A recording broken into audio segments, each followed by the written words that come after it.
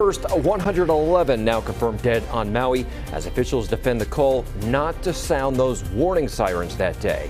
Thanks for joining us here at 4 o'clock. I'm Curtis Ming. And I'm Hunter Sowards. Crews have now searched 40% of fire-ravaged Lahaina, and we're hearing more stories on how some survived. Trapped in a cloud of smoke, Christina Lee Gerardo and her best friend jumped into the pool at their Lahaina rental, having to stay there to escape the flames for 3 hours, eventually using an iPhone SOS feature, which helped firefighters find them.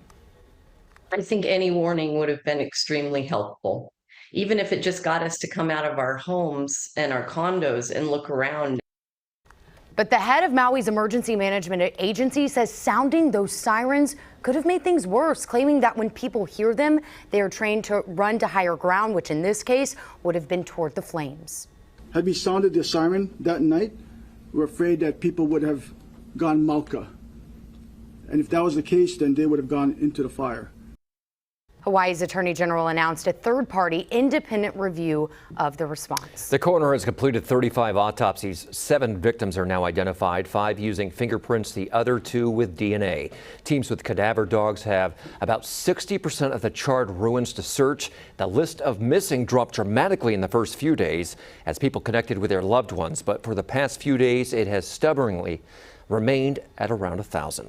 CBS 13's Ashley Williams is field anchoring our coverage right now from the Red Cross's Disaster Operations Center near Cal Expo. Ashley?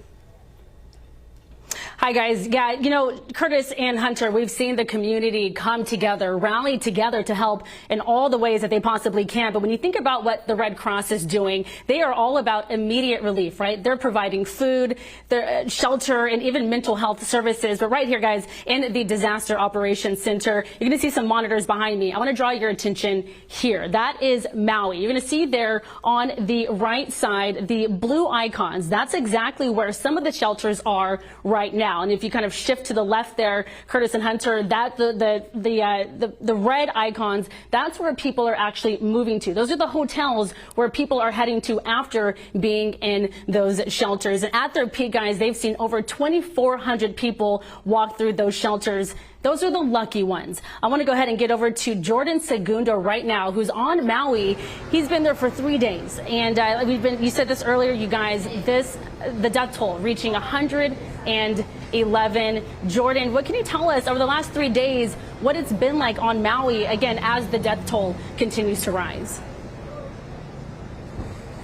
You know, actually, things just continue to be ever so changing. Today, for photojournalist Brian and I, we spent our mornings in front of the forensics office here on Maui. Now, the missing remains at about 1,000 people, and we do know that there are still a lot more ground to be covered out there in Lahaina, but we were standing in front of 7 refrigerated shipping containers, all holding some of the bodies and the remains of the victims. It was a daunting sight to see. We know that it is going to take a long time for some of these forensic officers to even try to identify some of the victims. We've heard through press conferences that some of these bodies were so badly burned that it's going to take DNA just to identify these bodies and actually bring closure to the family. Where we are right now, we are at one of the donation centers that has popped up all across the island. We're at Cathedral Chapel right here in Kahului. It's really not easy to spot. You can't miss it as you drive past the airport and head into Lahaina, head into the Wailea area. It is that church on the corner. When the fire happened, they took in about 60 families that were visiting the islands. Took them in here that were being dropped off at the airport. They brought them here, gave them shelter.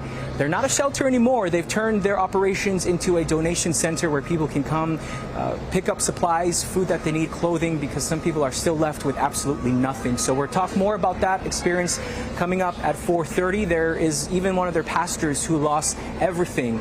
They had a church out there in the Lahaina district. That church is completely gone, but he is out here sharing his story, really giving back to the people. And this church is here for the long haul, and they are planning to continue to share the aloha, share the mana and the spirit of the islands with the people as donations continue to come in. Jordan, I'm curious for you, being at the Forensic Center earlier today and witnessing what you did, were there families out there trying to get information, trying to get answers at all? Did you talk with anybody? You know, while we were out there, we didn't see any families. coming to the center, but I can tell you with my very own eyes, I saw the forensic officers bringing out orange body bags, and that was probably one of the hardest things I had to see here. I stood there watching that happen, and all I could do was pray for all of the victims, pray for the families that are still longing to hear from their loved ones, not knowing if one of their remains would be in that container. You know, there's a lot of questions still unanswered, a lot of people still holding on to hope that maybe they're out there. Maybe they're out there on the west side, that they haven't been able to connect with it. But I can tell you, a lot of hearts are still heavy. This is going to take a very long time, not just for the island of Maui to heal, but for the entire state, for people all around the world watching this tragedy just unfold. But it was a sight that I had never seen in my life before, and it was definitely a very tough moment for me. I can only imagine. All right, Jordan, we'll see you a little bit later in the show. Thank you.